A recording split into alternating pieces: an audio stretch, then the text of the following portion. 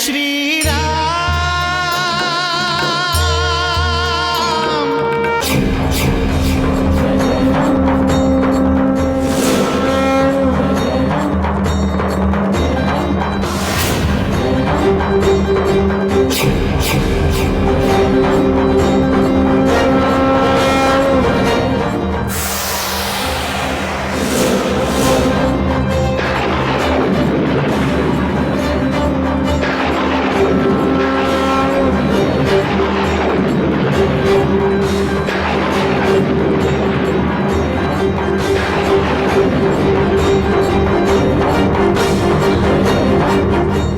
पुत्री जानकी का भाई?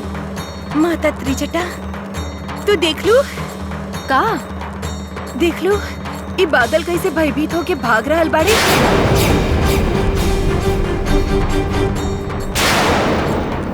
हवा भी ऐसे भाग रहल बा जैसे मृत्यु होकर पीछा कर रहल बा। जब कुदंडधारी रघुवीर अपन कुदंड धनुष से टंकार करेले तब यही प्रकार के वातावरण बन जाला। माता रघुवीर अपन शत्रु के सावधान करे खातिर यही प्रकार के टंकार करेले, अपन मित्र के भरोसा दिलावे खातिर भी। परंतु का पुत्री? परंतु ई टंकार रघुनंदन अपन पत्नी खातिर कइले हा, ओकरा के धीरज देवे खातिर, ओकरा के आश्वस्त करे खातिर। ई टंकार हमरा खातिर एगो संकेत हा।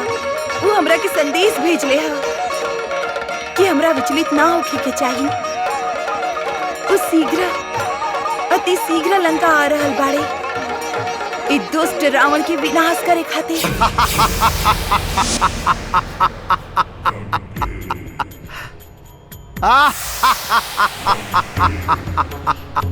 हमर विचार से सीता के मानसिक संतुलन बिगड़ल जा रहल बा भ्राताश्री। ओकरा के बादल भयभीत होके भागत दिखाई दे रहल बाड़े। यही से वो कहेले कि मृत्यु हवा के पीछा कर रहल बा। का ई सब रउआ के हंसी ठट्ठा लागता? ना ना ना ना, हमरा पागलपन लागता। महारानी मंदोदरी, कहाँ ऋषि मुख पर्वत और कहाँ लंका। एकरा बीच सैकड़ों योजन फैलल समुद्र और सीता के ओकर पति के आवे के संकेत मिल रहल बा। ई पागलपन ना तो और का? ई त मन के अनुभूति है स्वामी। पत्नी के पति के विचार के अनुभूति हो जाला। तब तो सीता के हमार विचार के अनुभूति भी होखे के चाहिए, काहे कि वो शीघ्र हमार पत्नी बने वाला दिया। एकरा पर गंभीरता से विचार करी स्वामी। गंभीरता से विचार हमरा ना, हमार शत्रु सबके करे के चाहिए। दशानन अजय हो, अमर हो, त्रिलोक विजेता हो, नौ ग्रह के बंदी बना के रख ले बा। दशानन मृत्यु के भी अपन वश में कैले बा। भ्राताश्री, दसों दिशा के स्वामी हवे भाभी। फिर भी स्वामी, रउआ सीता के उनकर पति राम के पास वापस भेज दी ही। मंदोदरी,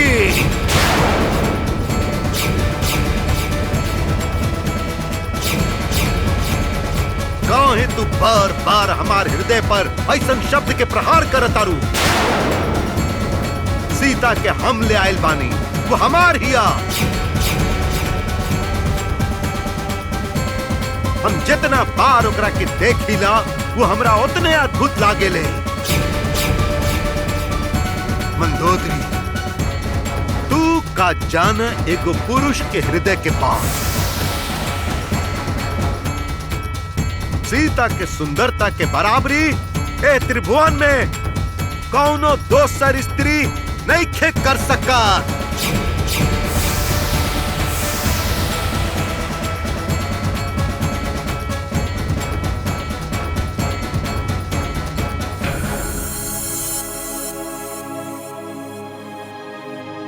किंतु स्वामी, रउआ स्त्री के हृदय के बात नहीं की जानत। कैसे बताई हम रउआ के? कैसे? अहंकार के कारण राउर विचार शक्ति शून्य हो गईल बा। हमरा बार बार संकेत मिल रहल बा कि लंका विनाश के कगार पर खड़ा बा।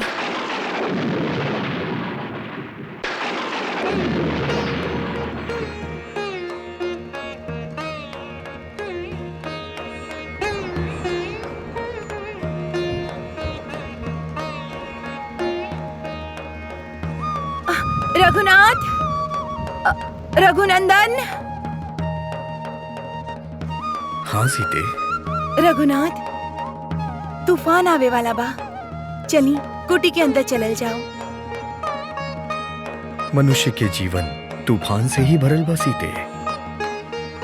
मनुष्य के हर प्रकार के तूफान के सामना कईल आवे के चाहिए। हाँ रघुनाथ, रउआ साथे बानी तो हम हर तूफान के सामना कर सकीला। यदि हम साथ ना भईनी तब? यदि रउआ साथे ना हो खब तो हम अपन प्राण त्याग देब। सीते, रुक जा सीते। सीते!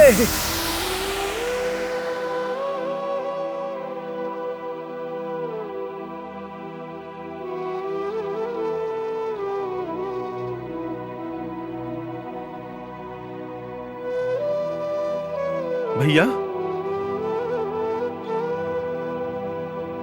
का भइल भैया? भाभी के याद आई?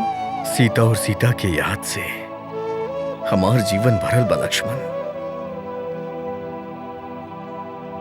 महाराज सुग्रीव के बीती सुन के हमार मन विचलित भइल बा।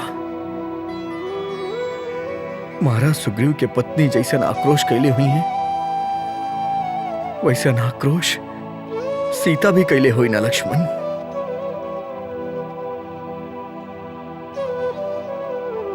ना महाराज सुग्रीव अपन पत्नी के सहायता कर सकले और ना ही राम कर पाए।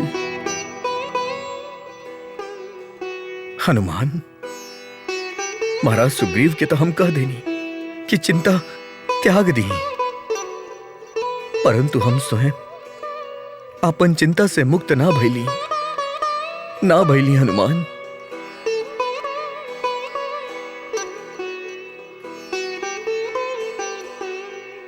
सीता कहले रहली कि हमार साथ ना भइल तो वो अपन जीवन के साथ छोड़ दी है। भैया! लक्ष्मण, हनुमान, यदि सीता के कुछ हो गई तो राम जीवित ना रही। प्रभु, प्रभु, माता राउर प्रतीक्षा कर रहे हो की है। हनुमान, प्रतीक्षा के अंत ना देख के मनुष्य अपन धैर्य खो बैठेला, आत्मविश्वास खो बैठेला, आपन ऊपर जौन ओकर विश्वास होखेला ओकरा के भी खो बैठेला। हम सीता के कैसे विश्वास दिलाई कि हम उनकरा रावण के बंधन से छुड़ावे खातिर हर प्रयास कर रहल बानी। कैसे विश्वास दिलाई? हमरा तो ये भी नहीं के पता हनुमान कि वो कहां बाड़ी। पता चल जाई प्रभु, जब रउआ बाली के वध करके महाराज सुग्रीव के किष्किंधा के राजा बना दे, तब महाराज सुग्रीव आपन वानर सेना के माता सीता के खोजे खातिर हर दिशा में भेजी हैं, और तब माता सीता के पता रउआ के अवश्य चल जाई।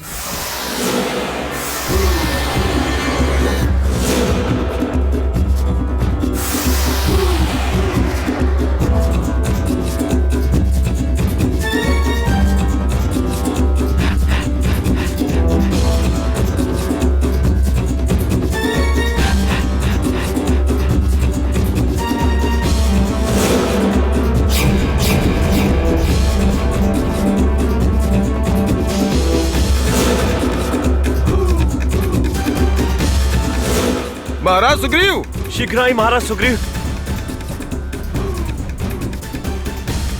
महाराज सुग्रीव, वो देखी बाली के सेना हमनी की ओर बढ़ रहल बा।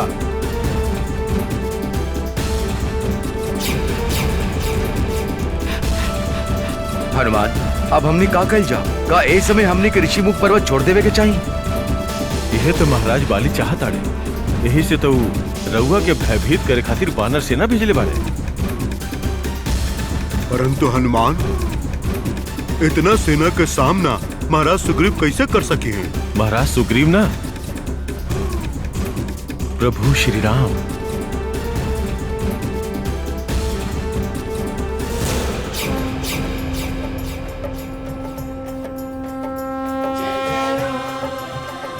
जय श्री राम।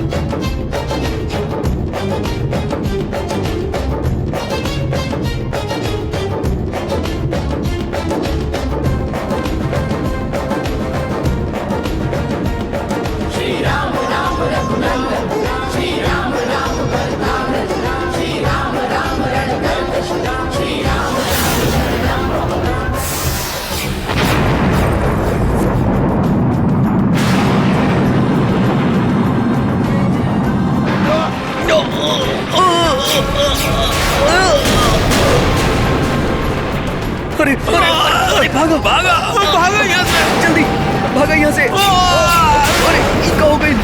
अरे भागो भागा, बचाओ अपने आप को, भागा भागा।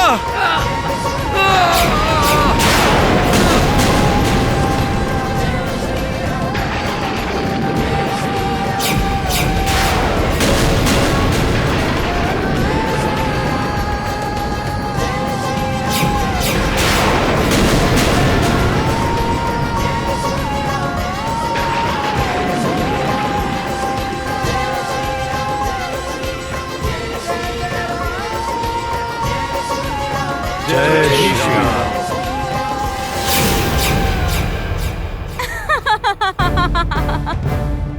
महाबली, महाशक्तिशाली बाली के सेना युद्ध में हार के वापस आ गई। अरे बड़ा ही अच्छा उत्तर मिलल बा अधर्मी के। अब तक हमरा विश्वास हो गइल बा कि अवश्य ही कोनो शक्तिशाली महाराज सुग्रीव के सहायता कर रहल बा। बहुत अन्याय कर ले तू पापी। बस अब न्याय होगी। तोरा तोर सब कइल गइल पाप के फल भुगते के होगी। तू हमरा के बहुत तड़पैले बाड़े बाली। अब तू तड़प तड़प के मरबे, तड़प तड़प के मरबे तू।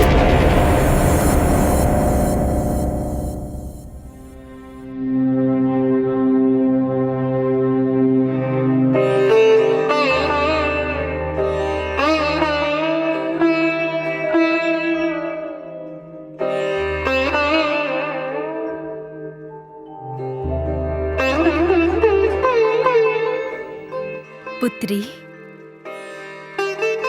का भइल? अयोध्यापति श्री रामचंद्र के याद आ गइल का? रउआ सत्य पहचानली माता। हम उनके बारे में सोच रहल बानी। हमार रघुवीर वो कैसन होखी हैं, का कर रहल होखी हैं, का सोच रहल होखी हैं। जौन मार्ग से दुष्ट रावण हमरा के उठा के लई, का उनका वो मार्ग के पता चल गई होखी। हाँ माता, उनकर मार्गदर्शन खातिर हम जौन आभूषण फेंकले रही, का उनका मिल गए होखी। ये सब प्रश्न बा जौन हमार मन में बार बार उठ के हमार मन के व्याकुल कर रहल बा। धीरज रखा पुत्री, तहरा तहार प्रश्न के उत्तर मिल जाई। वनवास में जब रघुवीर थक जात रहन, तब हम उनकर सेवा करत रही।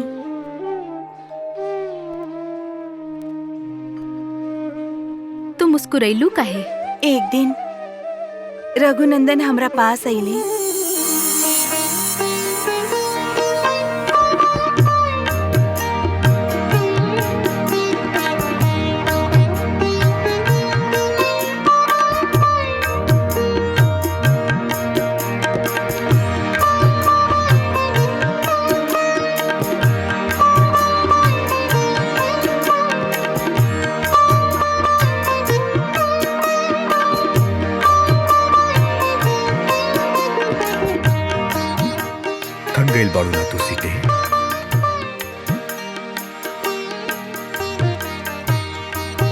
का करे जात रही रहुआ? पत्नी की सेवा।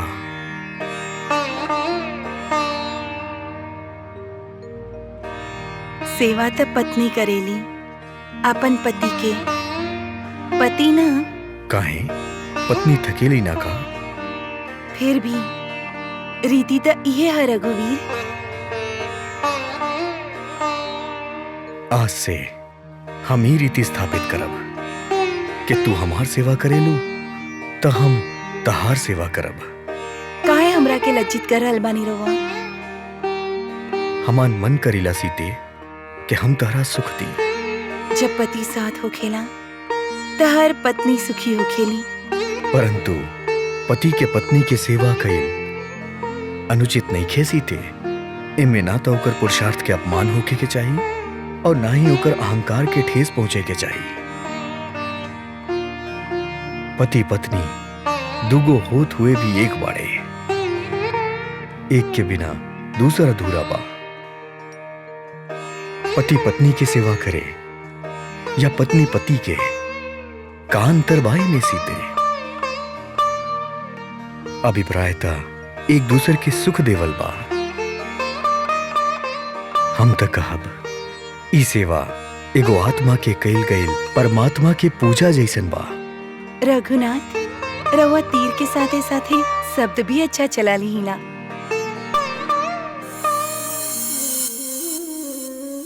ऐसन हवे हमार रघुवीर, सबके सुख देवे वाला, सबके मान देवे वाला, धर्म के रक्षा करे वाला, मर्यादा पुरुषोत्तम हमार रघुवीर। इस सत्य बा पुत्री, पुरुष के समाज में एक पत्नी व्रत के आचरण करे वाला, आपन पत्नी के आपन बराबर स्थान देवे वाला, ओकर सेवा कामना करे वाला रघुनंदन राम निश्चित ही एकमात्र बाड़े। हमार मन में उनका से मिले के उत्सुकता जागृत भइल बा पुत्री। हाँ माँ, राउरी उत्सुकता शीघ्र ही पूर्ण होखी। शीघ्र ही रघुनंदन यहाँ आई है और हमरा के लेके जाई है और ये दुष्ट रावण के विनाश भी करी है।